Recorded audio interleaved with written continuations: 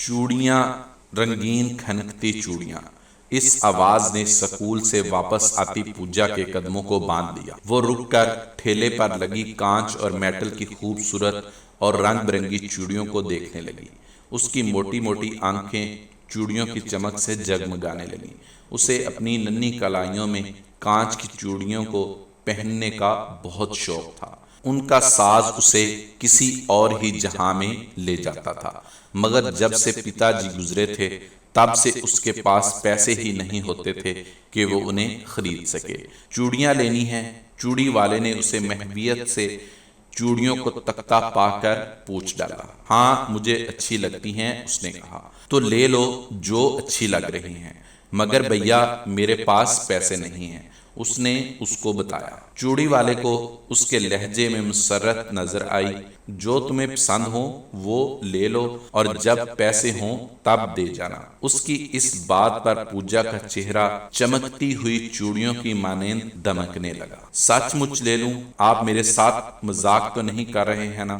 हाँ हाँ, ले लो गुड़िया, चूड़ी वाले ने मुस्कुराकर कहा। मेरा नाम पूजा है और मैं दूसरी क्लास में पढ़ती हूँ, वो पुरशौक नजरों से चूड़ियों को देखती हुई बोली। और थोड़ी देर में कांच की सुर्ख चूड़ियां उसकी कलाइयों में सज गई थीं। उसने दोनों हाथ मिलाए और चूड़ियों की खनक के साथ पूजा की खिलखिलाती हंसी हम आहंग हो गई। उसके चेहरे पर तैरती खुशी देखकर चूड़ी वाले को अनजानी सी तमानियत का एहसास हुआ था। एक हफ्ते बाद पूजा को दोबारा वही चूड़ी वाला मिल गया था।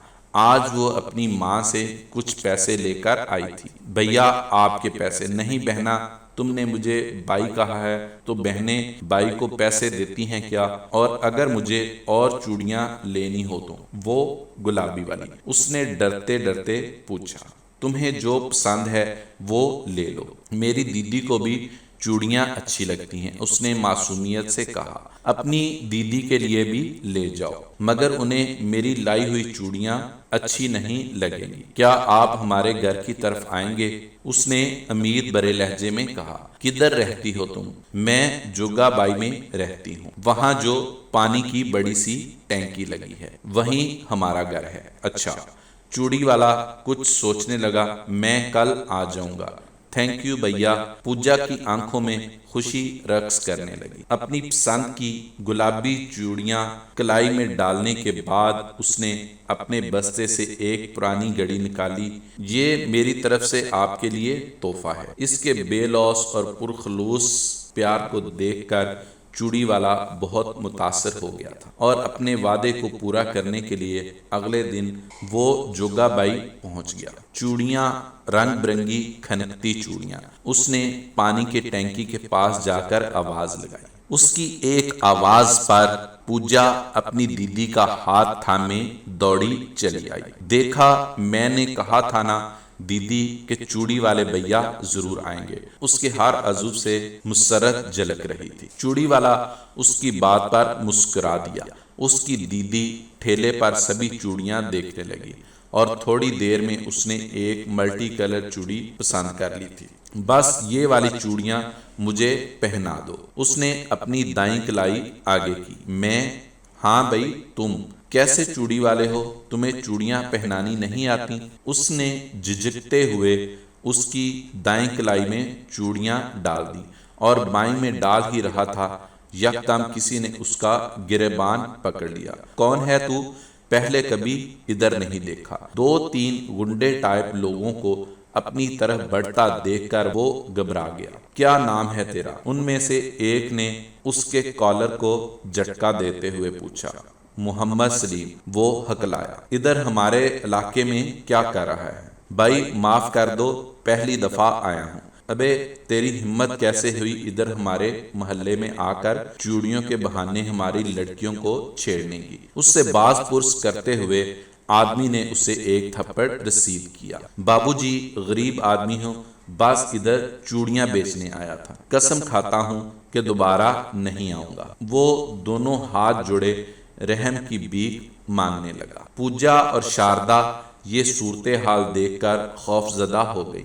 शारदा ने चूड़ी वाले के हक में सफाई देनी चाहिए, मगर अब वहां भीड़ जमा होने लगी और फिर निकार खाने में तूती की आवाज कौन सुनता है। साले पाकिस्तानी, आज तेरा वो हाल करूंगा कि दोबारा किसी हिंदू मोहल्ले में जाने का सोचेगा भी नहीं, दूसरे शख्स ने कहते हुए उसका ठेला उल्ट दिया।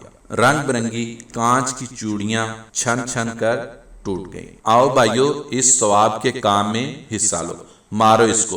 पूरी भीड़ उसके ऊपर गोंसों और लातों से पल पड़ी थी। शारदा पूजा का हाथ पकड़कर उसे घसीटती घर की जानब ले जा रही थी। दीदी, ये लोग चूड़ी वाले भैया को क्यों मार रहे हैं? पूजा ने रोते हुए सवाल किया। क्योंकि वो मुसलमान है और हमारे मोहल्ले में घुस आया था, मगर इसे तो मैंने ही यहाँ बुलाया था, और मुसलमान होने से क्या होता है दीदी? इसके इस सवाल का शारदा के पास जवाब नहीं था। पूजा ने आंसू भरी आंखों से गर्दन मोड़कर खून में नहाए सलीम को देखा। मुसलमान की चूड़ियां भी मुसलमान होती हैं क्या दीदी?